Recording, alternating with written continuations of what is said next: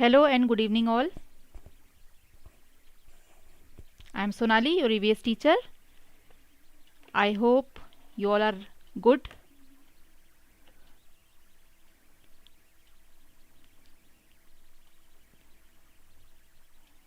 आप सभी का फिलअप फॉर्म में बहुत बहुत स्वागत है और मैं सोनाली आपकी EVS टीचर। आशा है आप सभी बहुत अच्छे होंगे और क्लास में जुड़ने का प्रयास कर रहे होंगे। एवरीडे हमारी क्लास जो है वो 6 बजे से लेकर 7 बजे तक होती है और सोमवार से शनिवार तक हमारी रोज़ क्लास होती है। एवरी मंडे टू सैटरडे हमारी जो क्लास है वो होती है।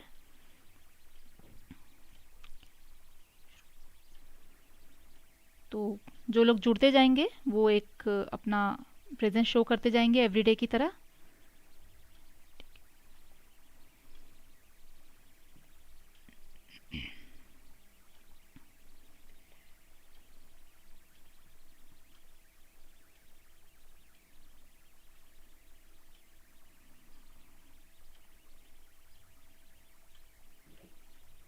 चलिए, कुछ लोग जुड़ तो गए हैं हमारे साथ। Hari ji good evening, Priyanka ji, Anjali ji and Khushboo ji, very good evening all of you. थोड़ी देर हम वेट कर लेते हैं और बाकी बच्चों का जुड़ने का और फिर अपनी क्लास स्टार्ट करेंगे। कल कुछ टॉपिक्स में डाउट था 2 बच्चों को, तो वो आज मैं क्लास में क्लियर कर दूंगी। बहुत डिटेल में हम नहीं जाएंगे क्योंकि हमें फिर MCQs भी करना है, वो भी ज़रूरी है। माही जी राधे राधे। और आप लोग सब कैसे हैं भाई, बताइए आप लोग की तैयारी कैसी चल रही है, क्या चल रहा है आजकल, कैसा फील हो रहा है, डर लग रहा है कि ओहो जल्दी से बस सब शुरू हो जाए एग्ज़ाम। कैसा फीलिंग आ रहा है अभी आप लोगों को? बहुत दिन से लुका छिपी चल रही है ना कि डेट्स अब आएंगे एग्ज़ाम अब होगा, और जब समय नज़दीक आने लगता है तो थोड़ा सा सब्र भी टूटने लगता है अब जल्दी से हो जाए। एक बोझ की तरफ फील होने लगता है कि बस अब जल्दी से एग्ज़ाम हो जाना चाहिए, एक फ़ाइनल कुछ हो जाए, है ना। इस तरह की फीलिंग मुझे तो आने लगती है जब डेट नज़दीक आने लगती है, तो ऐसा फील होता है कि अब जल्दी जल्दी शुरू हो जाए एग्ज़ाम। क्योंकि हम लोगों ने तैयारी तो काफ़ी कर ली है, अच्छी तैयारी करी है। EVS में तो मुझे लगता है कि काफ़ी अच्छे से ही आप लोगों का सब तैयारी हो रहा होगा, क्योंकि बहुत इंटरेस्टिंग सब्जेक्ट है और मुझे तो बहुत पसंद है पर्सनली। EVS जो है काफ़ी मैं पसंद करती हूँ, मुझे बहुत अच्छा लगता है EVS पढ़ना। बहुत सारे बच्चे जुड़ गए हैं और भी, Tina ji, Nitesh ji, Santosh ji, Babli ji, Ganga ji, Nidhi ji, Khushboo ji, very good evening all of you. बढ़िया, सब जुड़ गए हैं तो फिलअप फॉर्म में आप सभी का बहुत बहुत स्वागत है। और आप लोगों के कारण ही जो शोभा है क्लास की वो बढ़ती है। अगर बच्चे ना रहें तो क्लास में फिर बिल्कुल भी मन नहीं लगेगा, टीचर का पढ़ाने में कहीं से भी मन नहीं लगेगा। तो आप लोग जो हैं, बगीचे में वैसे फूल हैं जो खिले हुए रहते हैं, तो बगीचे की शोभा बढ़ती है। तो फिलअप फॉर्म में आप लोग ही हैं जिसके कारण ये फिलअप फॉर्म चल रहा है और इतना अच्छा आप लोग का रिस्पांस आता है क्लास में। आप लोगों का वेल बिहेव्ड मैनर्ड आप लोग रहते हैं। एज अ आप लोग फ्यूचर टीचर हैं, आगे चल के बच्चों को आप लोग जो सिखाएंगे तो क्लास में भी आप लोगों का बिहेवियर बहुत अच्छा रहता है। अब तो ज़्यादा दिन हमारी और क्लास चलेगी नहीं, तो यही है कि जितने दिन भी हम हैं, एक बहुत अच्छा जो हमारा माहौल है इसको एंड तक हम बरकरार रखें, ताकि ये हमारा एक यादगार सेशन रहे। हम आगे चल के जब भविष्य में सोचेंगे कि हाँ हमने क्या क्या क्लासेस की थी, बच्चों के साथ की थी, तो मुझे भी एक बहुत अच्छा फीलिंग है। मेरा ये फर्स्ट जो है एक्सपीरियंस आप लोगों के साथ है ऑनलाइन का, तो बहुत बेहतरीन रहा। और इतना अच्छा ग्रुप मिलना बहुत लक की बात होती है मुझे लगता है। और इतने अच्छे मेरे जो स्टूडेंट्स हैं, इतना वेल बिहेव्ड आप लोग रहते हैं हर चीज़ में, तो ये बहुत ही मैं थैंकफुल हूँ इसके लिए। और बहुत अच्छा लगता है मुझे क्लास में आके, रियली मतलब nice time of the day ये रहता है मेरा। हाँ जी, माही जी का कहना है कि अपना टाइम दे रहे हैं, रिज़ल्ट कैसा, बहुत अच्छा, आप लोगों का बेहतरीन रिज़ल्ट होगा। चलिए तो अब शुरू करते हैं क्लास, ठीक है। थोड़ा सा बात करने का आप लोगों से मन करता है तो मैं कह देती हूँ अपने दिल की बात। और बहुत प्राउड फील होता है खुद के ऊपर भी कि चलिए हम जब आप लोग लाइक करते हैं तो बहुत अच्छा लगता है कि हाँ हमारा पढ़ाना बच्चों को अच्छा लग रहा है, बच्चे हमारे साथ जुड़ रहे हैं।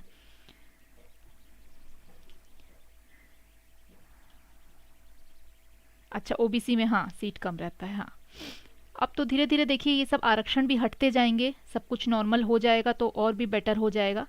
क्योंकि एक टाइम में आरक्षण जो लगाया गया था वो बेहतरी के लिए लगाया गया था, पर अब लोग जो हैं उस चीज़ का गलत ढंग से यूज़ कर रहे हैं ना। तो इस चीज़ को धीरे धीरे अब आरक्षण हटाने की भी बात कही जा रही है। देखिए आगे आने वाले समय में क्या होता है, अब तो सब बराबर हो गए हैं। बिल्कुल, आप लोग जो हैं, मुझे कोई भी आप लोगों को दिक्कत होती है तो आप टेलीग्राम पे जुड़े हुए हैं, उसमें आप मैसेज कर सकते हैं कि हमें इस चीज़ में दिक्कत हो रही है।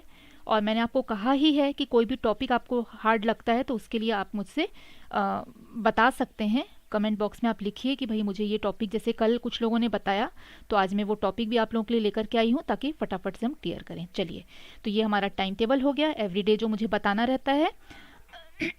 और ये जो हमारी क्लास है ये बिल्कुल फ्री ऑफ कॉस्ट है, you all are know very well, क्योंकि आप लोग रेगुलर क्लास अटेंड कर रहे हैं, सबको पता है। और साइंस की क्लास जो है हमारी स्टार्ट हो चुकी है 12 दिसंबर से, और टाइमिंग इसकी है दोपहर को 1 बजे। तो देखिए इतने सारे कमेंट्स जब आने लगते हैं ना अच्छे अच्छे, तो बड़ा अच्छा लगता है। थैंक यू अंजलि जी। और आप जैसे जो स्टूडेंट्स हैं वो भी मिलना बहुत मुश्किल होता है, जो इतने रिस्पेक्ट देते हैं। आज के समय में बहुत कम रिस्पेक्ट देने वाले जो हो गए हैं बच्चे उनमें से, लेकिन आप लोगों के साथ मुझे बहुत अच्छा, एक मेरा बहुत ही क्या बोलूँ मैं, बहुत ही गुड एक्सपीरियंस मेरे लाइफ का ये रहेगा हमेशा के लिए। चलिए, तो क्रैश कोर्स भी हमारा है, जिसको अभी भी अर्जेंटली अगर किसी को लेना है कि भाई कुछ समझ नहीं आ रहा है क्या करें नहीं करें, तो क्रैश कोर्स 199 में अवेलेबल है। और व्हाट्सएप ग्रुप पे आप जुड़ सकते हैं, नंबर आपको शो हो रहा है स्क्रीन पे, तो फटाफट अगर किसी को कोई प्रॉब्लम है तो इसमें जुड़ सकते हैं। चलिए, और ये क्विज़ आप लोगों का चलता है जो कि 5 बजे शाम को होता है। इसकी लिंक कई लोगों को ओपन नहीं हो रही, बट ट्राई करते रहिए। जो ओपन कर रहे हैं वो लोग इसको प्रॉपरली, इसे जो टेस्ट है उसको यूज़ कर पा रहे हैं कि किस तरह से कैसे टेस्ट करना है हमें। तो ये ऑनलाइन क्विज़ आप लोगों का चल रहा है, इसमें भी आप ज्वाइन कर सकते हैं। और नंबर आपको शो हो रहा है स्क्रीन पे, कोई भी दिक्कत होती है तो आप इस नंबर पे कांटेक्ट कर सकते हैं, ठीक है। चलिए, तो अब हम टॉपिक ले लेते हैं आज का। देखिए कल जो है मुझे 4 टॉपिक बताए गए थे जिसमें दिक्कत आ रही थी, तो वो चारों टॉपिक में से एक है पर्यावरण संरचना के बारे में पूछा गया था।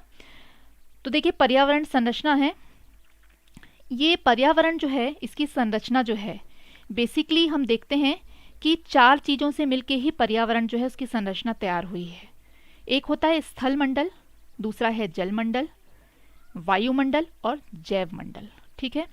तो स्थल मंडल, जल मंडल और वायुमंडल जो है ये आपके अजैविक उसमें आ जाते हैं, और जैव मंडल आपका जो है उसमें जीवित प्राणी मतलब जैविक, ठीक है। इस तरह से ये बट जाता है।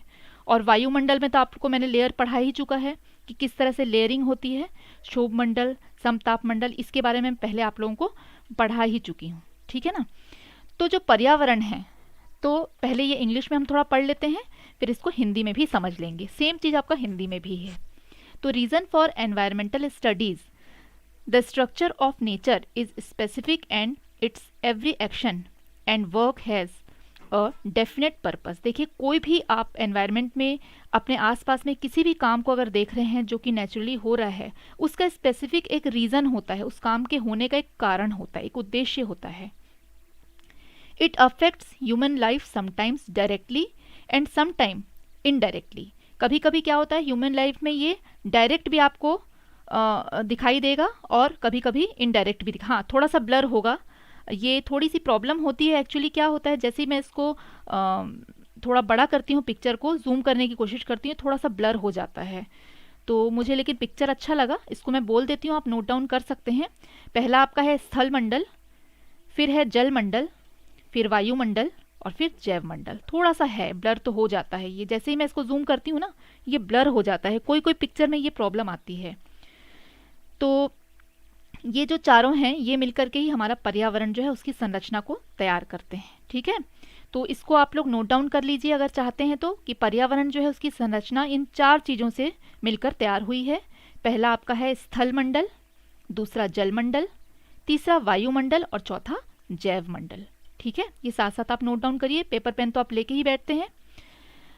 तो ये कभी कभी सीधे सीधे तौर पे हमारे लाइफ में असर करता है, और कभी कभी ये सीधे दिखाई नहीं देता है, पर इनडायरेक्टली किसी ना किसी तरह से ये हमें क्या करता है, असर करता है। ठीक है, तो दोनों ही तरह से हमारे जीवन पे ये प्रभाव डालता ही डालता है।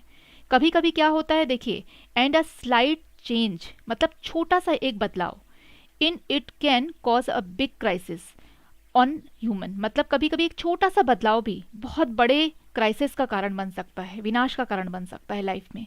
इन such a situation knowledge of environmental structure is essential. इसलिए हमको क्या होता है कि एनवायरमेंटल जो भी स्ट्रक्चर है उसको जानना बहुत ज़रूरी है, कि भाई ये हो रहा है अगर एनवायरनमेंट में तो ये क्यों हो रहा है। तो इसके लिए क्या काम करते हैं, वैज्ञानिक काम करते हैं। तो ये बेसिकली हमको देखना है कि जो पर्यावरण की संरचना है ये जैविक और अजैविक, जिसमें जैविक में सिर्फ जैव मंडल आता है जिसमें एनिमल्स एंड प्लांट्स शामिल हैं। ठीक है, और स्थल मंडल जो आपका हो जाता है, जल मंडल और वायुमंडल, ये आपका क्या हो जाता है, जैविक हो जाता है, जिसमें जीवित लोग रहते हैं। ठीक है, तो ये लिविंग बींग्स के लिए अजैविक होता है जिसमें लिविंग बींग्स नहीं रहते हैं। तो बोथ आर इफेक्टेड अस, दोनों ही हमको क्या करते हैं, असर करते हैं। ठीक है, तो directly and indirectly, and a slight change in it can cause a big crisis on human life. In such as a situation knowledge of environmental structure is essential, ये बहुत ज़रूरी हो जाता है। ठीक है, lithosphere, hydrosphere, atmosphere and biosphere, ये 4 type हो गए। मैं एक बार और बोल दे रही हूँ, हिंदी में जो स्थल मंडल है लिथोस्फीयर हो गया, और जल मंडल जो है हाइड्रोस्फीयर हो गया, वायुमंडल आपका एटमॉस्फेयर हो गया, और जैव मंडल आपका बायोस्फीयर हो गया। ठीक है, तो बेसिकली ये आपको याद रखना है। उसके बाद नेक्स्ट हम जो देखते हैं उसमें ये जैविक संघटक और अजैविक को हमने अलग अलग कर दिया, जो मैंने अभी आपको बताया, जो कि आपका एक स्थान मतलब प्लेस से रिलेट करेगा। ठीक है, पर्यावरणीय अध्ययन, सेम चीज आपको हिंदी में यहाँ बताया जा रहा है कि पर्यावरणीय अध्ययन के कारण प्रकृति की संरचना विशिष्ट है तथा इसके प्रत्येक क्रिया और कार्य का एक निश्चित उद्देश्य होता है। यह कभी प्रत्यक्ष तो कभी अप्रत्यक्ष रूप से मानवीय जीवन को प्रभावित करती है, और इसमें थोड़ा सा परिवर्तन मानव जीवन पर बड़ा संकट पैदा कर सकता है। ऐसे में पर्यावरणीय संरचना का ज्ञान आवश्यक है। जैसे हमें अब क्या ज्ञान हो गया है कि कब आंधी कितने स्पीड से आने वाली है, किस जगह पे सुनामी आने वाली है, ये पहले से कई सारी चीज़ जो है मौसम विभाग जो है हमें अलर्ट कर देता है। पहले क्या होता था कि जो नाविक होते थे वो नाव लेकर के चले जाते थे समुद्र में, और कई लोग जो है मतलब डेथ हो जाती थी उनकी, वो मिलते नहीं थे। लेकिन अब क्या हो गया है, अब ये आसानी हो गई है कि पहले से ही जो है बता दिया जाता है, अलर्ट कर दिया जाता है कि भाई यहाँ पे जो है साइक्लोन आने वाला है, या यहाँ पे किसी तरह का जो है वॉल्केनो है वो कभी भी फट सकता है। तो ये सारी चीज़ें पहले से बता दी जाती हैं, जिससे क्या होता है, इजी हो जाता है लोगों को समझदारी करके अपने आप को संभालने में, और वो अपने आप को संभाल सकते हैं। तो पहले के अगर हम समय में देखें तो बहुत सारी चीज़ का पहले से मालूम नहीं चलता था, मास कम्युनिकेशन भी नहीं था। अब तो आजकल क्या हो गया कि मास कम्युनिकेशन के थ्रू हम क्या करते हैं, हमारा कोई भी अगर चीज़ है, बताना है हमको कोई भी बात, तो हम सब तक पहुंचा सकते हैं इजीली, है ना। जैसे रेडियो का आविष्कार हुआ तो बहुत सी चीज़ें जो है लोगों तक पहुंचने लगी। फिर टीवी आ गया, अब आपका क्या हो गया, मोबाइल आ गया। तो इस तरह से हम एक साथ बहुत लोगों तक क्या कर सकते हैं, अपना जो भी न्यूज़ है वो पहुंचा सकते हैं।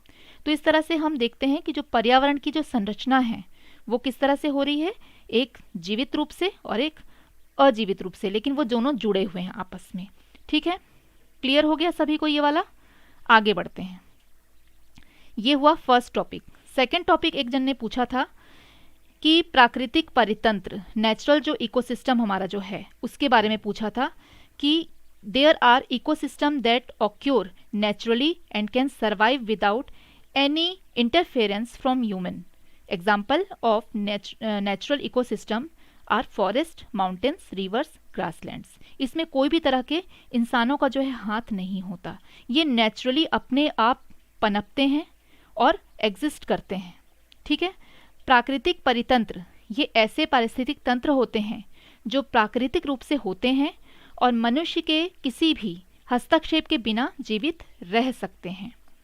प्राकृतिक परितंत्र के उदाहरण हैं जंगल, पहाड़, नदी, घास के मैदान आदि।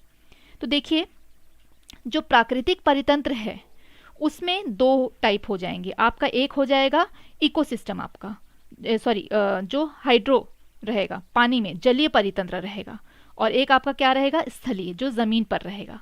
ठीक है, इस तरह से दो रहेगा आपका, जिसमें कि जलीय वाला भी आप देखते हैं, जैसे समुद्र आपका हो गया, नदी हो गए, इसका जो इकोसिस्टम है ये भी अपने आप चलता है, इसको कोई चलाने के लिए नहीं आता है, ये अपना एक सही ढंग से कार्य जो है वो चलाता रहता है। देखिए, इसमें भी पिक्चर जो है ब्लर हो गए हैं, बट मैं आपको बोलती जाऊंगी, आप नोट डाउन करते जाइएगा, क्योंकि जैसे ही मैंने बड़ा किया इसको ये काफ़ी ब्लर हो गया, बट ये है बहुत अच्छा, मुझे अच्छा लगा इसका जो फ्लो चार्ट है, तो इसको मैंने ऐड कर लिया इसमें।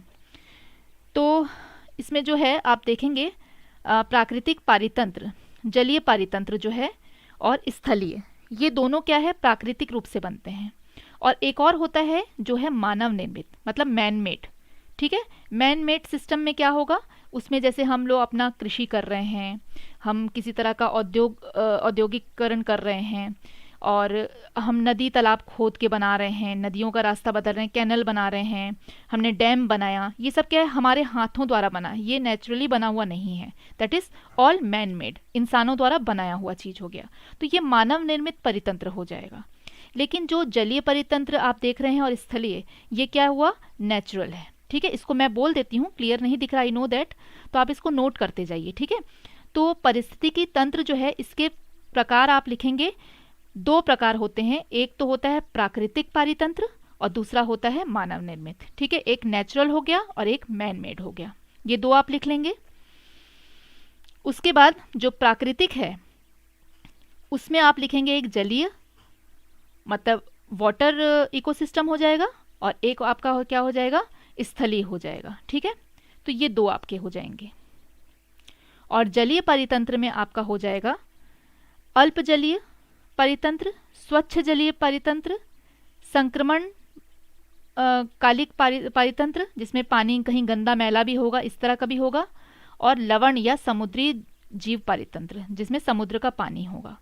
और स्थलीय में आपका आ जाएगा जैसे पर्वतीय वन, ठीक है, फिर है उष्माद्र वन, सदाबहार वन जो है वो, और आर्द्र वन, मानसून वन जिसको कहा जाता है, और पतझड़ वन, और मरुस्थलीय वन।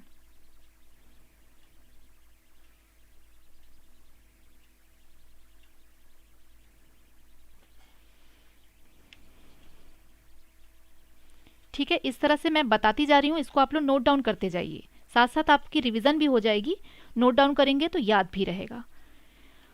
और लास्ट जो मानव निर्मित है उसमें कृषि परितंत्र है आपका, वृक्षारोपण है, नगरीय परितंत्र है, एग्रीकल्चर है, बांध परितंत्र है, जलाशय परितंत्र है, ग्रामीण परितंत्र है, औद्योगिक है, और प्रयोगशाला है। ठीक है, ओके, मैं इसको इंग्लिश में भी देखती हूँ, मिल जाती है तो मैं कल इसको ऐड कर दूंगी। ठीक है सना जी, मैं इसको इंग्लिश में कर देती हूँ, ये मुझे बड़ा अच्छा लगा इसलिए मैंने इसको फटाफट ऐड किया, और अभी थोड़ी देर पहले एक्चुअली ऐड किया, मैं ना भूल गई थी इसको ऐड करना, तो मुझे अभी मिला तो मैंने जल्दी जल्दी इसको ऐड किया, मुझे याद आया कि आप लोगों ने कहा था, तो मैंने इसको फटाफट से इसको ऐड कर लिया, ये मुझे अच्छा मिला। ठीक है, मैं इसका इंग्लिश भी ना आपको कल ऐड कर दूंगी, आप कल की क्लास अटेंड करेंगे तो आपको याद से इसमें मैं ऐड करके दे दूंगी। ठीक है,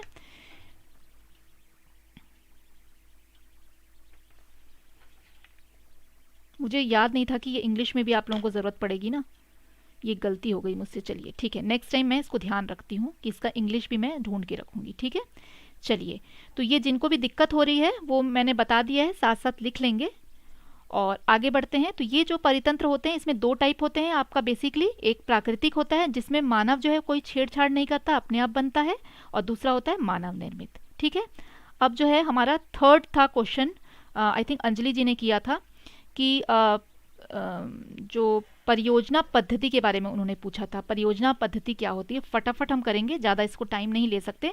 project method is a plan that is used to solve a social problem according to professor Kilpatrick. अब वो अपने हिसाब से जो है बताएंगे, ठीक है। प्रोजेक्ट पद्धति एक ऐसी योजना है जिसका प्रयोग किसी सामाजिक समस्या के समाधान हेतु किया जाता है। किसी भी तरह की सामाजिक समस्या हो सकती है जिसके कि समाधान के लिए जो है परियोजनाएं बनाई जाती हैं। जैसे मैंने बताया आप लोग को बहुत सारे परियोजनाएं चल रही हैं, कुछ जो हैं एनिमल से रिलेटेड हैं, कुछ पेड़ पौधों से रिलेटेड हैं, नदियों से रिलेटेड हैं, कुछ बांध से लेके रिलेटेड हैं। ऐसे अलग अलग तरह के आप देखेंगे तो बहुत सारे प्रोजेक्ट्स चलते हैं जो कि हमारे आसपास में हमें दिखाई देते ही हैं, है ना। जैसे मैं एक एनजीओ में अगर एक एनजीओ से जैसे मैं जुड़ी हुई हूँ तो उस एनजीओ का काम क्या रहता है, उसके हमारे हर साल का एक मतलब थीम दे दिया जाता है या हमको एक मतलब टास्क दे दिया जाता है। वो टास्क हमको कंप्लीट करना होता है कि आपको इस साल भर में 12 महीने होते हैं तो वो 12 महीनों में हर महीने का एक टास्क होता है, तो वो हमको उस एनजीओ में कंप्लीट करना होता है। तो जैसे ये क्या है कि ये मैं एक एनजीओ की बात बता रही हूँ, लेकिन हर जगह आप जाएंगे तो जैसे एक स्कूल में आप जाते हैं वहाँ भी आपको टास्क दे दिया जाता है, तो वो वहाँ पे भी एक प्लानिंग की जाती है। हर काम की एक प्लानिंग ज़रूरी होती है। जब आप प्लानिंग से किसी काम को करते हैं तो वो काम का अच्छा होना और सफल होना ये 100% आपका गारंटी हो जाती है कि हाँ आपका ये काम अच्छा होगा, क्योंकि आपने हर चीज़ की प्लानिंग कर रखी है।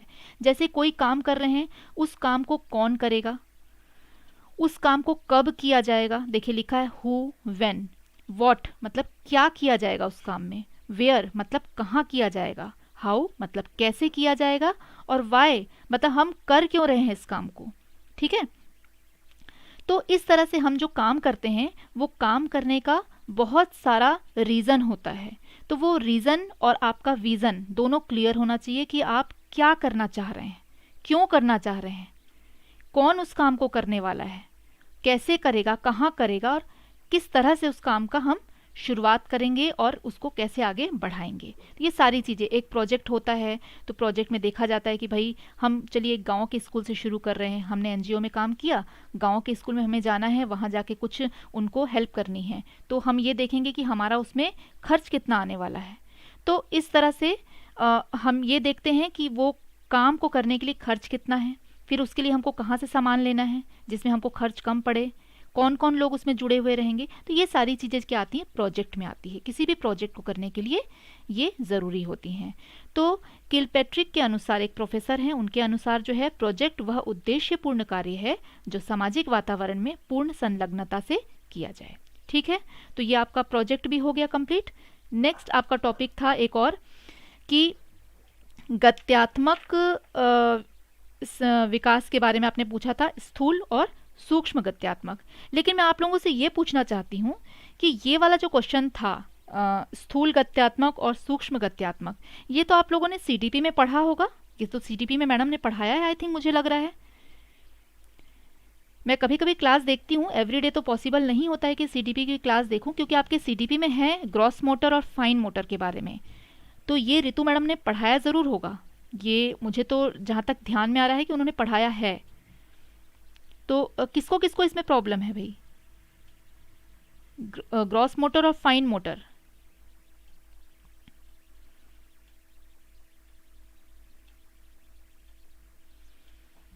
तो ये कल मुझे पूछा था, आई थिंक आहुति जी ने मुझसे ये पूछा था, ये दो टॉपिक उन्होंने पूछे थे, है ना।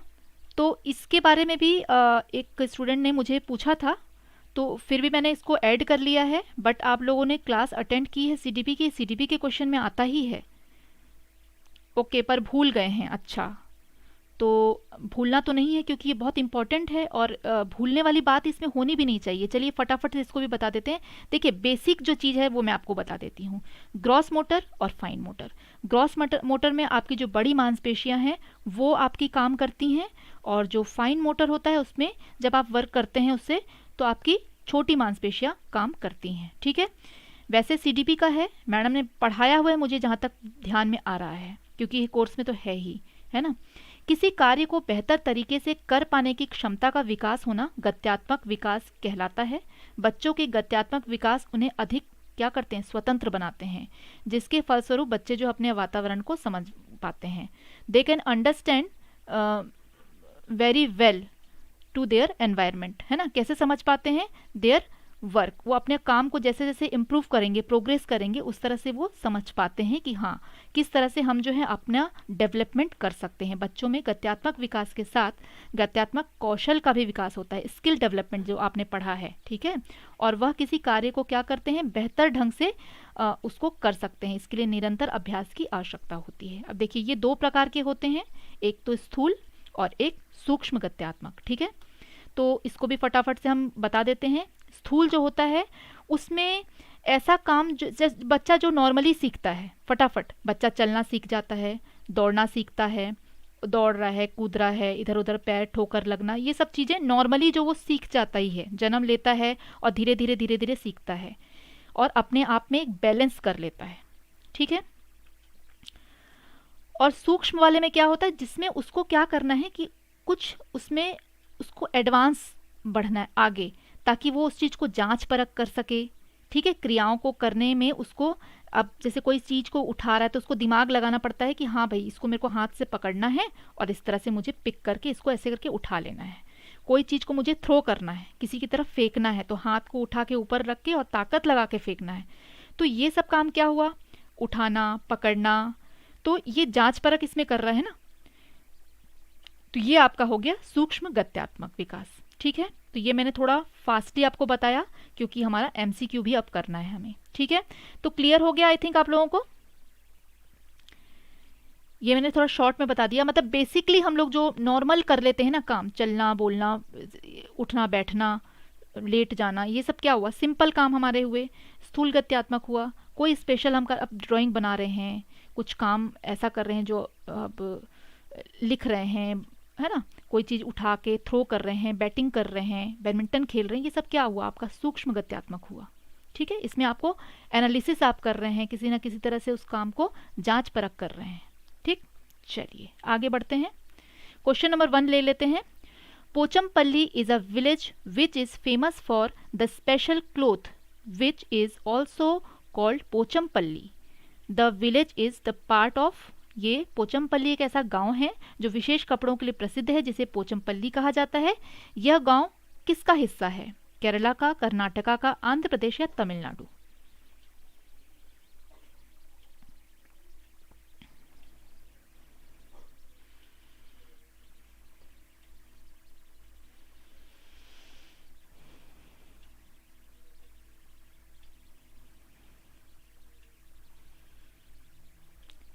चलिए नेगेटिव थिंकिंग बंद करिए, बिल्कुल नेगेटिव बातें नहीं होंगी अब क्लास में। मैं तो पढ़ाने में व्यस्त थी, आप लोगों के मैसेज ही नहीं देख रही थी, अब देख रही हूँ। तो ये नेगेटिव जो बातें हैं इनको बिल्कुल बंद करिए, बी पॉजिटिव। बिल्कुल आप लोग टेंशन मत लीजिए, अपने आप को बोल्ड करिए। और इतना वेरिएंट हम झेल चुके हैं, और बूस्टर डोज जिन्होंने नहीं लगवाए लगवा लीजिए भाई। और अपने जो है रहन सहन, अपने खाने पीने, हर चीज़ का तौर तरीका आप बदलिए, इम्यूनिटी को गुड करिए अपना, ठीक है। चलिए तो आंसर आने शुरू हो गए, सी इज़ द राइट आंसर। लेकिन कोशिश करिए स्क्रीन पे आंसर आने के पहले आपका आंसर आ जाना चाहिए, ओके। चलिए नेक्स्ट क्वेश्चन ले लेते हैं, सेकंड क्वेश्चन। तो पोचमपल्ली जो एक साड़ी है, जो आंध्र प्रदेश की बहुत फेमस साड़ी है, तो ये घुमा फिरा के भी पूछा जाता है। एक मैंने आप लोगों को क्वेश्चन इसमें बताया था कि नीता एक जगह साड़ी लेने जाती है वाला एक क्वेश्चन था, वो भी पोचमपल्ली साड़ी के बारे में ही था, ठीक है। तो वो आंध्र प्रदेश से है, आपको ध्यान में रखना है। चलिए नेक्स्ट क्वेश्चन लेते हैं, लंबा क्वेश्चन है, मैंने 2 पार्ट में कर दिया है। पहले इंग्लिश पढ़ लेते हैं, फिर हिंदी पढ़ेंगे। Select the correct statement about Madhubani painting. बहुत इससे भी क्वेश्चन घुमा फिरा के अलग अलग ढंग से पूछे जाते हैं। First is to make this painting indigo turmeric colours from flowers and trees etcetera are used. Second is the painting show human beings, animals, trees, flowers, birds, fishes, etc. Third one is it is a very old form of folk art and is named after the place Madhubani. And last point is Madhubani is a well known district of Rajasthan. ठीक है, इसमें से आप लोगों को select करना है any one, ए, B, सी और डी। इसमें 2-2, 3-3 ऑप्शंस हैं, ये आपको देखने हैं, ठीक। ये तो हो गया इंग्लिश में। Then it is Hindi. Madhubani paintings के बारे में सही कथनों का आपको चयन करना है। इन चित्रों को बनाने के लिए नील, हल्दी, फूलों, पेड़ों के रंग आदि का प्रयोग किया जाता है। दूसरा, चित्रों में मनुष्य, पशु, पेड़, फूल, पक्षी, मछलियाँ दिखाई देते हैं। और थर्ड है, यह लोक कला का बहुत पुराना रूप है, इसका नाम मधुबनी स्थान पर रखा गया है। और लास्ट है, मधुबनी राजस्थान का एक प्रसिद्ध जिला है। तो इनमें से आपको चुनना है ए, बी, सी और डी में से। देखिए फ़ोन में कुछ प्रॉब्लम आ रही होगी तो आप लोग उसको थोड़ा सा सही करवाइए, मुझे बिल्कुल क्लियर दिखाई देता है फ़ोन पे।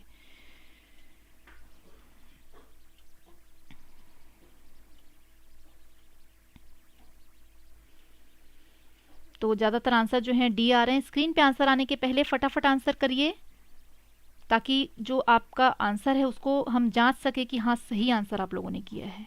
हाँ डी आ रहे हैं आंसर ज़्यादातर, and D is the right answer. Very good. तो सही आंसर है डी। थोड़ा लंबा हो जाता है, मैंने आपको बताया था ये ट्रिकी है काफ़ी, क्योंकि इसमें अक्सर सरल क्वेश्चन होते हैं, क्वेश्चन ज़्यादा कठिन नहीं होते हैं, बट टाइम टेकिंग होते हैं। ठीक है, तो इसका जो राइट ऑप्शन है दैट इज़ डी। ठीक है, पहला, दूसरा और तीसरा जो है इसमें सही है। देखिए जो चौथा वाला पॉइंट है, मधुबनी राजस्थान का प्रसिद्ध जिला है, तो ये नहीं है, ये बिहार का होगा। ठीक है, चलिए नेक्स्ट क्वेश्चन ले लेते हैं। Study the following statement about Braille script is and select the wrong answer. इसमें से एक रॉन्ग आंसर आपको चुनना है। ब्रेल लिपि के बारे में निम्नलिखित कथनों का अध्ययन कीजिए और गलत उत्तर का चयन करना है। देखिए ध्यान से, क्वेश्चन जो है आपका नेगेटिव में है।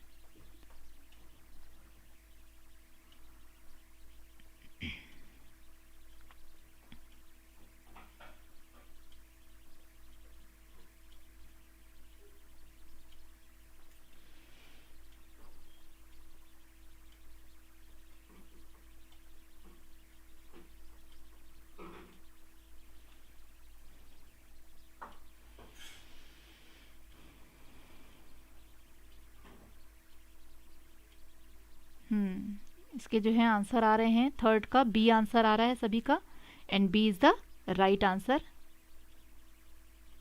थोड़ा मोबाइल में आप लोग देखिए कुछ प्रॉब्लम तो नहीं आ रही है, क्योंकि साफ तो दिखना चाहिए। मेरा भी कोई ऐसा हाई फाई मोबाइल नहीं है, नॉर्मल मोबाइल है, बट बिल्कुल क्लियर दिखाई दे रहा है मुझे तो। चलिए B is the right answer. और नेक्स्ट क्वेश्चन भी देखिए, इसी तरह का ही क्वेश्चन है लेकिन दूसरे ढंग से पूछा हुआ है। तो ये आप देख सकते हैं कि एक ही क्वेश्चन को किस दूसरे तरह से पूछा जा रहा है। ये देखिए फोर्थ वाला भी ऑलमोस्ट सेम है। ठीक है, in Braille script row of raised dots are made on a thick paper. This script is based on 4 points, 6 point, 8 points and 10 points. Braille लिपि में मोटे कागज पर उभरे हुए बिंदुओं की पंक्तियां बनाई जाती हैं। यह स्क्रिप्ट जो है आधारित होता है 4 अंकों पर, 6, 8 या 10 अंकों पर। ये भी उसी तरह का क्वेश्चन है। देखिए वो नेगेटिव में था, दिस इज पॉजिटिव, ये वाला पॉजिटिव में है।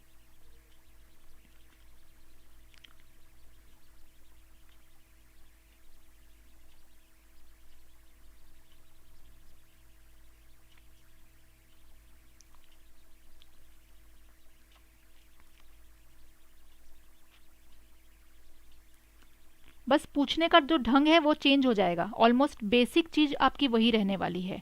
तो बेसिक चीज को आप बिल्कुल कंफर्म रखिए कि मेरा आंसर यही होना है, चाहे वो कितना भी घुमा के क्वेश्चन को पूछ ले। ठीक है, चलिए इसका भी आंसर सबने राइट किया है, फोर्थ का भी सबका आंसर बिल्कुल सही है। Very good. नेक्स्ट क्वेश्चन लेते हैं। Consider the following statement about Karnam Malleswari. हमेशा इससे पूछा जाता है क्वेश्चन, बार बार पूछा जा रहा है। कर्णम मालेश्वरी के बारे में निम्नलिखित कथनों पर विचार करना है। इनमें भी 4 आपके पॉइंट्स दिए हैं, 4 में से कौन सा वाला आपका सही होगा देखना पड़ेगा। फर्स्ट, सेकंड और थर्ड सही है, केवल फर्स्ट सही है, फर्स्ट, थर्ड एंड फोर्थ, या फर्स्ट और फोर्थ। थोड़ा लंबा हो जाता है, आई नो।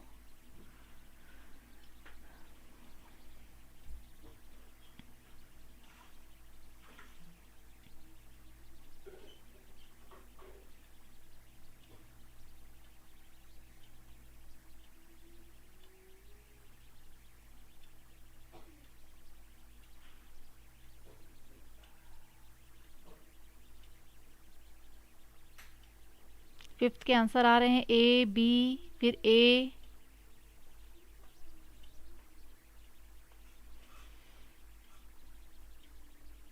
माही जी का सी, सबिता जी का सी, और इसका राइट आंसर जो है वो सी अब शो होने लगा स्क्रीन पे। अब स्क्रीन पे शो होने के बाद जो आंसर करेंगे वो मैं मानूंगी नहीं कि वो सही है। ठीक है, आपको स्क्रीन पे आंसर आने के पहले आंसर करना है। हाँ, कंफ्यूजन में हो जाता है क्योंकि बहुत सारे पॉइंट हैं, लेकिन इसमें एक बेसिक पॉइंट आपको देखना है कि जो सेकंड पॉइंट है वो गलत है। She is from Andhra Pradesh, इसमें लेकिन लिखा है कि सेकंड पॉइंट में कि शी इज़ फ्रॉम कर्नाटका, तो कर्नाटका इज़ रॉन्ग, आंध्र प्रदेश से हैं, ये आपको ध्यान रखना है। ठीक है, बाकी सारे पॉइंट सही है कि वह अंतर्राष्ट्रीय ख्याति की भारोत्तोलक हैं, बिल्कुल सही है। उनके खाते में कई रिकॉर्ड दर्ज हैं, बिल्कुल सही है। 130 तक का वजन उठा सकती हैं, ये भी सही है पॉइंट। और लास्ट पॉइंट है कि 12 साल की उम्र में वजन उठाना उन्होंने शुरू कर दिया था। ठीक है, चलिए आगे बढ़ते हैं। Next question is which of the following salt is found in maximum quantity in the ocean. Ocean में निम्नलिखित में से कौन सा लवण महासागर में सर्वाधिक मात्रा में पाया जाता है। बहुत इजी क्वेश्चन है, फटाफट आंसर करिए।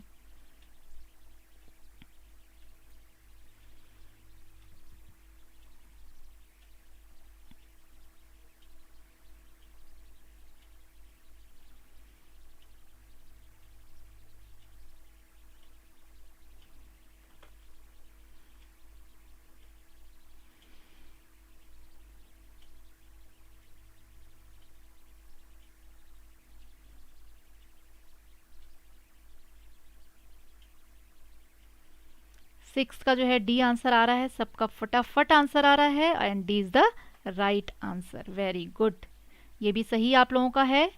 तो इसी से आप लोगों को पता चल रहा है कि आप लोग की तैयारी कैसी चल रही है। तो स्क्रीन पे आंसर आने के पहले इसी तरह से आप लोगों को फटाफट से आंसर करते जाना है। वेरी गुड, चलिए आगे बढ़ते हैं। नेक्स्ट क्वेश्चन ले लेते हैं। Who is responsible for the formation of humus. Humus के निर्माण के लिए कौन उत्तरदायी है। ठीक है, प्रोड्यूसर मतलब निर्माता, डीकम्पोजर, कंज्यूमर मतलब उपभोक्ता, ऑल ऑफ अबव।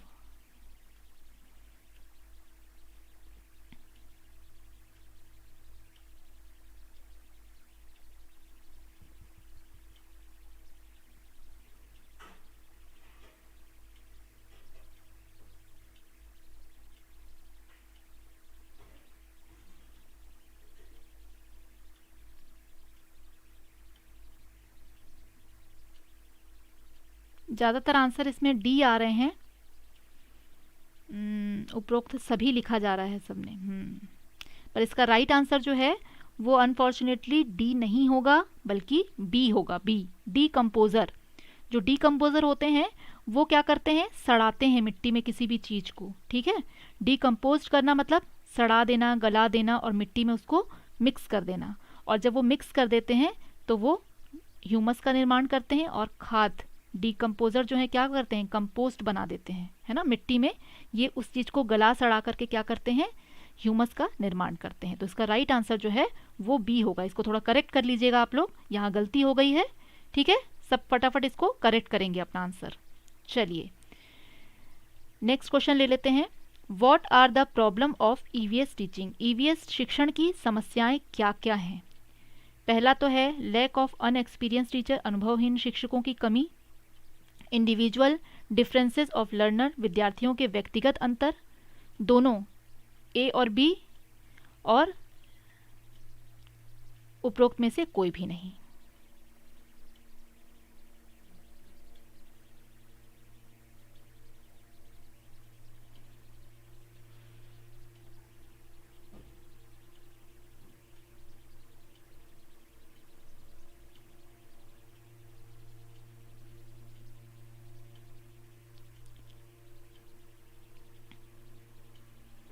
आप लोग क्वेश्चन को थोड़ा ध्यान से पढ़िए, बहुत छोटा सा इसमें ध्यान देने वाली चीज़ है। बहुत सारे लोगों ने सी किया है, अंजलि जी ने बी किया है, उन्होंने उस चीज़ को ध्यान दिया है इसलिए बी किया है। बाकी सभी जो है सी आंसर कर रहे हैं, बट सी जो है राइट नहीं है, बी आंसर सही है। ठीक है, विभा जी का भी बी आंसर आ रहा है, B is the right answer. Meela ji का भी बी है आंसर। देखिए बी इसलिए आंसर है, पहला वाला जो पॉइंट है ना वो नहीं होगा, क्योंकि पहला पॉइंट क्या लिखा है आप देखिए ध्यान से, अनुभवहीन शिक्षकों की कमी। अनुभवहीन शिक्षक मतलब जिनको अनुभव है, अनुभव नहीं है, ऐसे शिक्षकों की क्या हो जाती है, कमी। अनुभवहीन शिक्षकों की कमी, ये पॉइंट आपको जंच रहा है कहीं से, बिल्कुल सही नहीं है, है ना। तो बी जो है वो इसमें आएगा। समस्या क्या होगा कि विद्यार्थियों के व्यक्तिगत अंतर, ये सबसे बड़ी समस्या हो जाती है कि हर विद्यार्थी का अपना अंतर होता है। लेवल उसके अलग अलग होते हैं। कुछ जो है वो मेधावी छात्र होते हैं और कुछ जो होते हैं थोड़े स्लो होते हैं, कुछ एवरेज होते हैं। तो मैंने आपको क्या बताया कि आप जब स्कूल में जाते हैं तो आपको सिर्फ ईवीएस में ये समस्या नहीं मिलेगी, ये क्वेश्चन जो है आपका किसी दूसरे सब्जेक्ट में भी पूछ सकता है, क्योंकि जो बच्चों की समस्याएं हैं वो क्या रहती हैं कि उनकी व्यक्तिगत काफ़ी अंतर होता है। किसी को भाषा संबंधी परेशानी हो सकती है, किसी को समझने संबंधी परेशानी, किसी को पढ़ने संबंधी परेशानी। तो ऐसे अलग अलग विद्यार्थियों की परेशानी भी अलग अलग होती है। लेकिन पहला वाला देखिए, आप लिखा है क्वेश्चन में क्या, अनुभवहीन शिक्षकों की कमी, मतलब अनुभवहीन लिखा है, जिनको एक्सपीरियंस नहीं है। ठीक है, क्लियर हो गया ये। तो इसमें जो बी आंसर है वो सही होगा। What type of problem of EVS content should be given to the students of primary classes? प्राथमिक कक्षाओं के विद्यार्थियों को EVS सामग्री की किस प्रकार की समस्याएं दी जानी चाहिए? केवल आनंद से संबंधित, शैक्षणिक पहलुओं शर्तों से संबंधित, सिर्फ खेलों से संबंधित, घर के काम से संबंधित? कैसे उनका होने चाहिए समस्याएं जो उनको देते हैं, प्रॉब्लम सॉल्विंग जो देते हैं, वो कैसा होना चाहिए? उनको सिर्फ मज़ा आए उसमें कुछ रिलेटेड टू एजुकेशन एस्पेक्ट्स हों, रिलेटेड टू गेम्स हो, रिलेटेड टू होमवर्क हो। बहुत इजी है, इसमें सिर्फ एक ही आंसर क्लियर कट दिखाई दे रहा है कि क्या सही होगा, और बिल्कुल क्लियर है आंसर।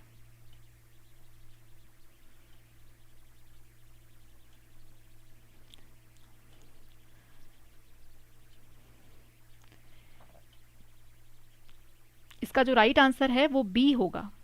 उनको शैक्षणिक पहलुओं से संबंधित जो है एस्पेक्ट्स, इस तरह से टर्म्स दिए जाने चाहिए, क्योंकि उनको जो काम दिया जा रहा है वो related to their educational work होना चाहिए। खेल खेल में सिखाया जाना चाहिए, लेकिन उनका जो सामग्री है वो कैसी होनी चाहिए, related to their studies, educational होना चाहिए एस्पेक्ट्स जो है। ठीक है, यहाँ पे पूछा जा रहा है कि जो सामग्री दी जा रही है वो कैसी होनी चाहिए। क्लियर है? चलिए आगे बढ़ते हैं। Next question, 10th question is, लंबा क्वेश्चन है। ईवीएस कक्षा में एक बच्चे ने शिक्षक से पूछा जीवन क्या है। शिक्षक को उसके प्रश्न का उत्तर कैसे देना चाहिए? पहला दिया है प्रतिक्रिया नहीं देनी चाहिए, क्योंकि यह ईवीएस से संबंधित नहीं है। दूसरा, जीवन के बारे में अपना विचार बताना चाहिए। तीसरा, पूरी कक्षा के साथ खुली चर्चा होनी चाहिए। और लास्ट है, उन्हें बताना चाहिए कि वे उच्च कक्षाओं में सीख सकते हैं। मतलब टाल देनी चाहिए बात एक तरह से। बहुत इजी है, इसमें भी एक ही आंसर बिल्कुल क्लियर कट दिखाई दे रहा है आपको, सही होना चाहिए।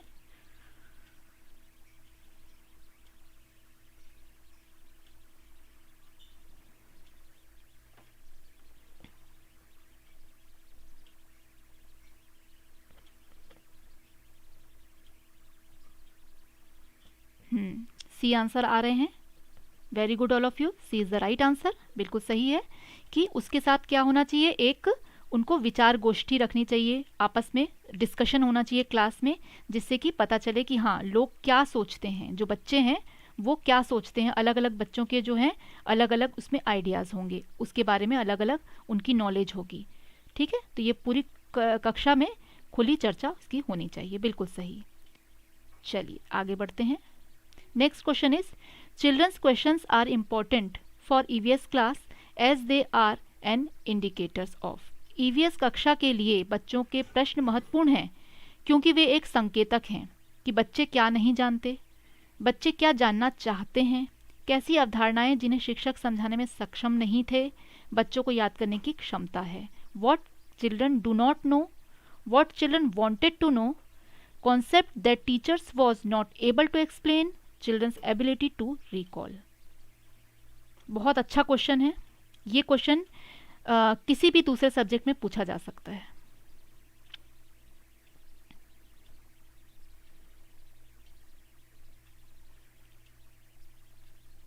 शाहीन जी का आंसर आया, माही जी का भी आया।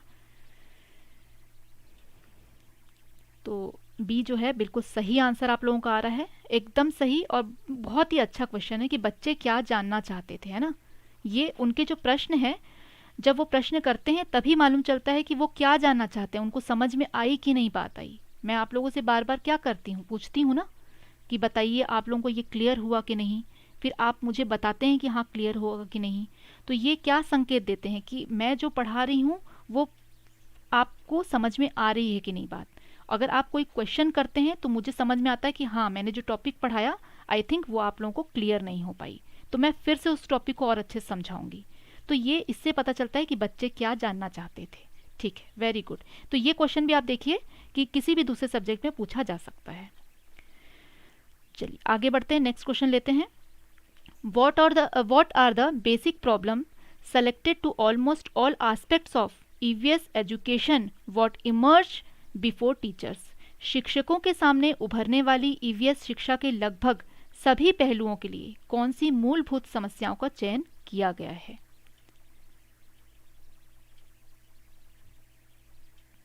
बहुत ही इजी आंसर है, ट्रिकी है।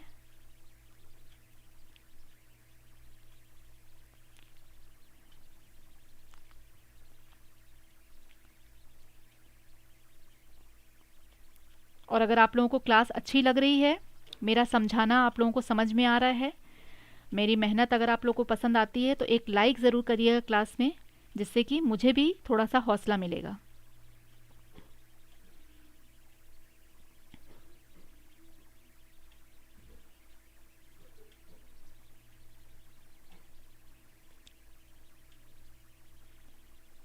तो डी आंसर आने शुरू हो गए।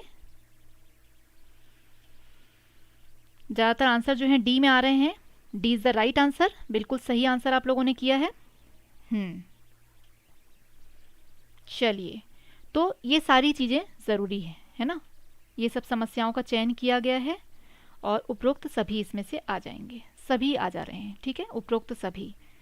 चलिए नेक्स्ट क्वेश्चन ले लेते हैं। Diagnostic teaching is EVS in EVS will help the teachers to understand. EVS में नैदानिक परीक्षण शिक्षक को समझने में मदद करेगा। क्या मदद करेगा? EVS सिखाने के दौरान विद्यार्थियों को किस प्रकार की समस्याओं का सामना करना पड़ रहा है, पुनरावृत्ति एक छात्र को एक अवधारणा को समझने में कैसे मदद करती है, उसके शिष्य कितने बुद्धिमान हैं, अलग अलग छात्र अलग अलग गति से कैसे सीखते हैं।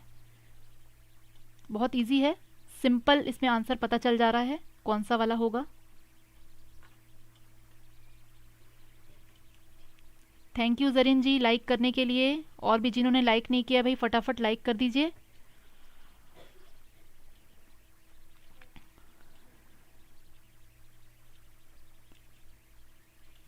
तो इसका जो राइट आंसर है वो ए है। आंसर किसी ने नहीं किया है, क्या बात हो गई भाई, आंसर नहीं आ रहे हैं, लेट आंसर आ रहे हैं। थोड़ा समझने में दिक्कत हो रही, लंबा है ना क्वेश्चन, थोड़ा सा टाइम ले लेता है, मैं समझती हूँ, थोड़ा सा समय लग जाता है। ज़्यादातर ए आंसर आ रहे हैं।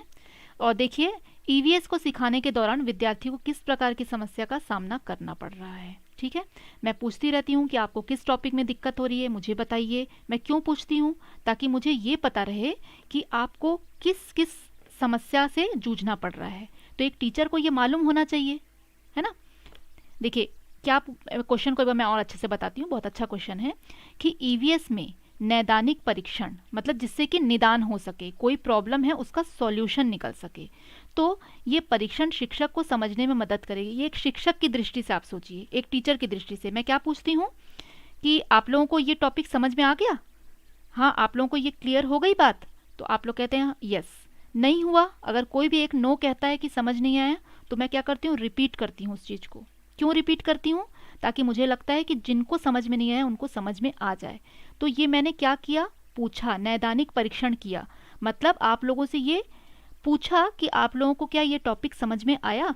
अभी जैसे अंजलि जी ने क्वेश्चन लिखा है कि ये क्वेश्चन मुझे समझ में नहीं आया, तो मैंने अगर एक बार पूछ लिया होता या नहीं भी पूछा आपने बता दिया तो मुझे आसानी हो गई कि हाँ ये टॉपिक आपको समझ नहीं आया। और मैं अगर पूछ लेती कि हाँ भाई आपको ये समझ में आया, तो मैंने क्या किया, एक नैदानिक परीक्षण किया, मतलब प्रॉब्लम सॉल्विंग के लिए एक क्वेश्चन किया। हाँ, प्रॉब्लम का सल्यूशन कैसे होगा और क्या प्रॉब्लम आ रही है स्टूडेंट के सामने। यस, बिल्कुल सही। तो ये मैं पूछती हूँ आपसे कि आपको क्या क्लियर हुआ, तो फिर आप बोलते हैं हाँ हाँ मुझे क्लियर हुआ, तो फिर हम आगे बढ़ते हैं। नहीं क्लियर हुआ तो ओके ठीक है, फिर से आपको टॉपिक समझाया जाता है। तो इसमें पहला वाला जो है वो सही होगा कि ईवीएस सीखने के दौरान विद्यार्थी को किस प्रकार की समस्याओं का सामना करना पड़ रहा है, इसलिए टीचर उनसे नैदानिक परीक्षण करते हैं, मतलब पूछते हैं कि क्या आपको समझ में आ रही है बात। ये अभी अंजलि जी को क्लियर हुआ?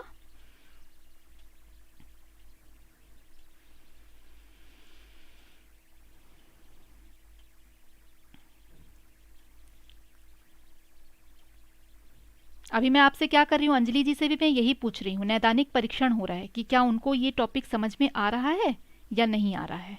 तो ये मेरा परीक्षण हो रहा है, ये भी वही चीज़ है।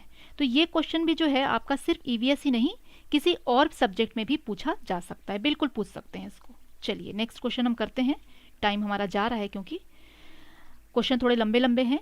ईवीएस विज्ञान की एक शिक्षिका ने विषय पौधे भी सांस लेते हैं, ये विषय है, पढ़ाने के बाद एक परीक्षण किया। उसने देखा कि अधिकांश छात्र अवधारणा को नहीं समझ पा रहे हैं कि जो पौधे हैं वो सांस ले रहे हैं।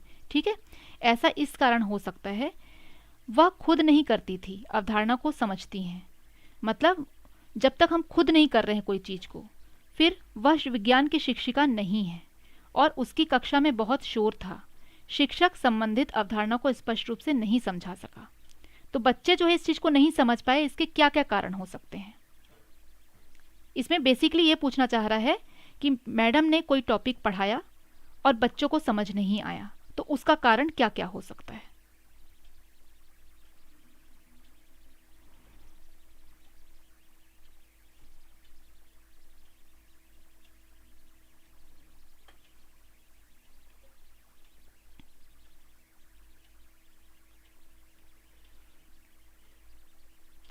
थोड़ा नेटवर्क का इशू कुछ दिनों से हो रहा है, मैं देख रही हूँ स्टूडेंट के सामने भी प्रॉब्लम आ रही है। और D is the right answer. देखिए, शिक्षक संबंधित अवधारणा को स्पष्ट रूप से नहीं समझा सका।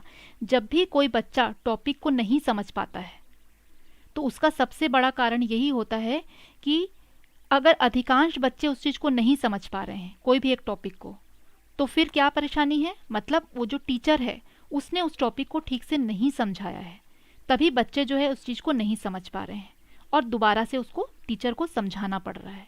तो ये लास्ट वाला जो ऑप्शन है इसीलिए सही होगा कि देखिए इसमें लिखा है शिक्षक संबंधित अवधारणा को स्पष्ट रूप से नहीं समझा सके, मतलब कहीं ना कहीं जो शिक्षक है उसके तरफ से ये गलती आ रही है। देखिए, आप कभी भी इस तरह के क्वेश्चन देखेंगे ना, तो उसमें आपको ये ध्यान भी रखना है कि बच्चे की कभी गलती नहीं निकालनी है। आपका एक फंडा आपको ये ध्यान रखना है कि बच्चे की कभी भी इसमें गलती नहीं होगी, क्योंकि बच्चा सीखने आ रहा है, वो लर्नर है। गलती कहाँ से होगी, सिर्फ टीचर से ही होगी। या तो टीचर ने अच्छा नहीं पढ़ाया, ठीक से नहीं समझाया, उसको ध्यान नहीं दिया, यही सारी चीज़ें आएंगी। क्योंकि हमारी जो ये शिक्षा का पैटर्न है वो क्या है, चिल्ड्रन ओरिएंटेड है, बाल केंद्रित है। ठीक है, चिल्ड्रन सेंटर्ड है, चाइल्ड सेंटर्ड है।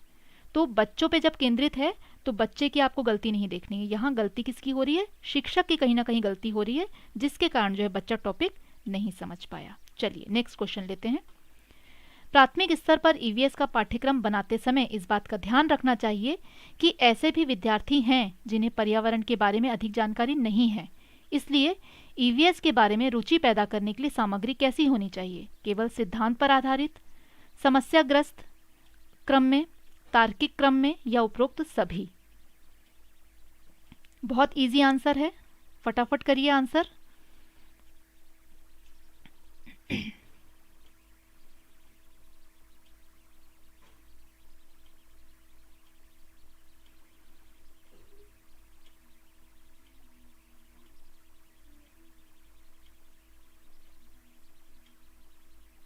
फिफ्टींथ का आंसर करिए। स्क्रीन पर आंसर आने के पहले आपको आंसर करना है। दिलीप जी कोई बात नहीं, अगर नेट स्लो चल रहा है तो आप बाद में वीडियो भी देख सकते हैं। मेरा मोटिव ये है कि आप लोगों तक जो है क्वेश्चन को मैं क्लियर कर पाऊँ, आप लोग उसका आंसर अच्छे से दे पाएँ। और बिल्कुल सही आंसर कर रहे हैं सब लोग, D is the right answer. चलिए, तो ये सारी चीज़ें उसमें होनी चाहिए, कुछ बेस्ड ऑन थ्योरी होनी चाहिए, कुछ प्रॉब्लमेटिक चीज़ें भी होनी चाहिए और लॉजिकल चीज़ें भी होनी चाहिए। ये सारी चीज़ें ज़रूरी होती हैं। और ये क्वेश्चन भी आपका हर सब्जेक्ट के लिए हो सकता है, कोई ज़रूरी नहीं है कि ईवीएस के लिए ही हो, ये बाकी सब्जेक्ट में भी आपका आ सकता है। नेक्स्ट क्वेश्चन 16, कहा जाता है कि एक शिक्षक को सभी विषयों का बुनियादी ज्ञान होना चाहिए क्योंकि इससे उसे मदद मिल सकती है।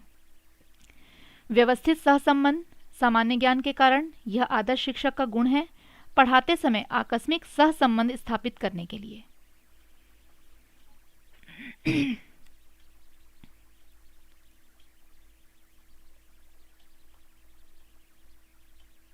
बस हो गया फटाफट, और 4 क्वेश्चन बचे हैं आपके, हो जाएगा।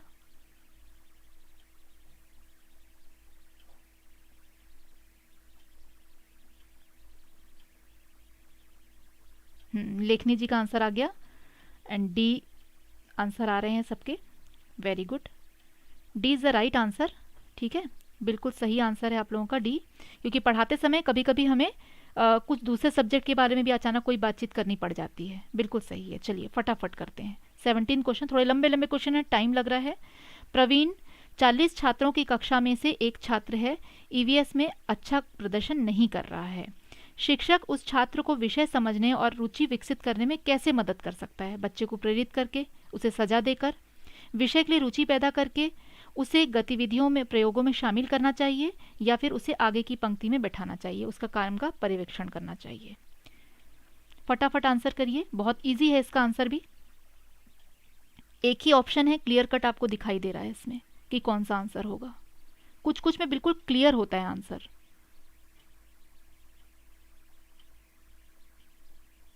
हाँ, अब 50 क्वेश्चन आपको कराएंगे, कल आपके 40 क्वेश्चन तक होंगे।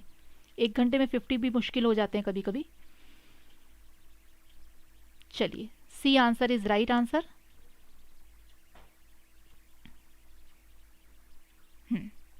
सी बिल्कुल सही आंसर है आप सभी के, very good all of you. तो उसको गतिविधियों, प्रयोगों में शामिल करना चाहते उस, ताकि उसका इंटरेस्ट आए उसमें। 18th question, it is again long question. एक कक्षा में विद्यार्थी विभिन्न आर्थिक, सामाजिक और सांस्कृतिक पृष्ठभूमि से आते हैं। इसके अलावा उनके पास अलग अलग क्षमताएं, योग्यताएं, रुचियां भी हैं, और वे शारीरिक विशेषताओं में भी भिन्न हैं। यह कथन किस तथ्य की ओर संकेत करता है? कि पहला, विविध पृष्ठभूमि के शिक्षार्थी शिक्षण को आसान बनाते हैं। छात्रों को विभिन्न सांस्कृतिक पृष्ठभूमि शिक्षण प्रक्रिया प्रभावित नहीं करती। यह विविधता शिक्षक के सामने आने वाली प्रमुख समस्याओं से एक है, और उपरोक्त में से कोई नहीं।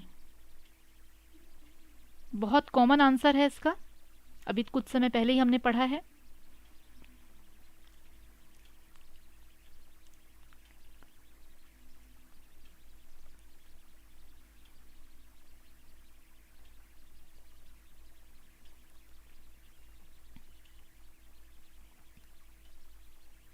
इसका जो राइट आंसर है वो सी होगा, ठीक है। और सी किस लिए होगा? कि यह विविधता शिक्षक के सामने आने वाली प्रमुख समस्याओं में से एक है। आप कभी भी, कहीं भी, किसी भी स्कूल में जाइए, वहाँ आपको अलग अलग तरह के बच्चे दिखाई देंगे, जिनको साथ लेके चलना बड़ा मुश्किल होता है। ये सबसे बड़ी समस्या होती है। अब आप ऑनलाइन क्लास में ही देखिए कि कई बच्चे ऐसे हैं जो बहुत फास्ट करना चाह रहे हैं क्लास को, कुछ हैं जो थोड़ा डिटेल में जाना चाह रहे हैं, कुछ बोल रहे हैं मैडम 40 करवाइए, कुछ बोल रहे हैं 50 कराइए। तो सबकी सोच, उनकी पृष्ठभूमि, सबकी तैयारी अलग अलग है। तो ये समस्या जो है, आप किसी भी स्कूल में किसी भी बच्चे को पढ़ाने जाएंगे तो सबसे पहली समस्या आपकी ये जो भिन्नता है ये रहने वाली ही है, ठीक है। चलिए नेक्स्ट क्वेश्चन ले लेते हैं। निम्नलिखित में से कौन सा कारक ईवीएस के शिक्षण को प्रभावित करती है? बुद्धि के विभिन्न स्तर वाले बच्चे, अनुभवी शिक्षकों की कमी, शिक्षार्थियों में प्रेरणा की कमी, परिवहन की कमी। और इसमें से आपको चुनना है पहला दूसरा, दूसरा तीसरा, पहला दूसरा तीसरा, ये सभी। इसमें से देखना है आपको, थोड़ा सा टाइम टेकिंग वाला है ये क्वेश्चन।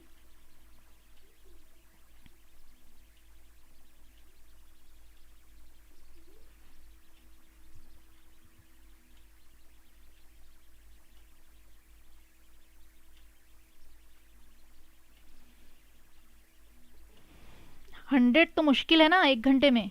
2 घंटे की क्लास किसी दिन ले लेती हूँ, ठीक है। अगर आप लोग फुर्सत में है तो 2 घंटे की एक दिन ले लेती हूँ क्लास, 100 क्वेश्चन करा देती हूँ, वो ज़्यादा अच्छा रहेगा। फिर टाइम चेंज करना पड़ेगा, मुझे 5 बजे से क्लास लेनी पड़ेगी, 5 से 7, क्योंकि 7 से आप लोगों की इंग्लिश की क्लास है, वो अफेक्टेड होगी। हाँ, C is the right answer, very good all of you, बिल्कुल सही। तो सी जो है इसका राइट आंसर। पहला, दूसरा और तीसरा जो है वही फर्क पड़ता है, और जो परिवहन की कमी से कोई लेना देना नहीं है इसमें, ठीक है ना। चलिए लास्ट क्वेश्चन हम ले लेते हैं, ये भी थोड़ा लंबा है, पेडागोजिकल क्वेश्चन लंबे ही रहेंगे। ईवीएस कक्षा में बच्चों के व्यक्तिगत अनुभवों को महत्व देने से शिक्षक को लाभ होगा। क्या लाभ होगा? उनके व्यक्तिगत अनुभवों को अगर महत्व देता है तो टीचर को क्या लाभ होगा? विषय को शिक्षार्थियों की अनुभवात्मक दुनिया से जोड़ने और प्रतिबिंब को सीखने को बढ़ावा देने के लिए, अपनी ऊर्जा को बचाने के लिए, क्योंकि बच्चे बात करने का आनंद लेते हैं। बच्चों में अनूठे अनुभवों को जानना, बच्चों की भाषा और संचार कौशल में मदद और सुधार करने के लिए। एकदम क्लियर कट आंसर है, फटाफट आंसर करिए। नहीं नहीं, बिल्कुल गुस्सा नहीं हूँ रोहित जी, मैं सीरियसली कह रही हूँ कि अगर आप लोग चाहते हैं तो किसी दिन 2 घंटे की क्लास कर लें क्या? मुझे ये लगता है कि आप लोग तैयारी भी कर रहे होंगे, तो अगर हम 2 घंटे की क्लास लेते हैं तो काफ़ी लंबा समय हो जाएगा। फिर आपको इधर इंग्लिश की भी क्लास होती है ना, लगातार बहुत ज़्यादा लंबा टाइम चला जाएगा। पर मैं 40 to 50 क्वेश्चन देखती हूँ, कल फिर लेके आती हूँ आप लोगों के लिए। आज तो टॉपिक भी क्लियर करना था। हाँ, तो इसका क्लियर कट आंसर ए है। बिल्कुल सीधी सीधी बात है कि बच्चे जो है आसानी से क्या होता है, अनुभव से सीख सकते हैं। तो अगर आपको आज की क्लास अच्छी लगी है तो फटाफट से एक लाइक कर दीजिए, और कल क्लास में ज़रूर आना है। कल आपके 40 क्वेश्चन रहेंगे, ठीक है? उसको मैं फटाफट से कराऊंगी आप लोगों को। कोशिश करूंगी कि फटाफट आपके क्लास जो है वो हो जाए, ठीक है? चलिए, तो आज की क्लास हम यहीं तक करते हैं, और आगे देख लीजिए जो न्यू स्टूडेंट जुड़ते हैं उनके लिए बताना ज़रूरी हो जाता है कि वीडियोज़ में अगर आप जाएंगे तो आपको सब्सक्राइब करने के बाद ये ऑप्शन दिखाई देगा। वीडियो में आपको नेट की और सीटेट दोनों की क्लास दिखेंगी, और प्लेलिस्ट में जाएंगे तो सब्जेक्ट वाइज दिखेंगी, ठीक है? तो ये आप देख सकते हैं। और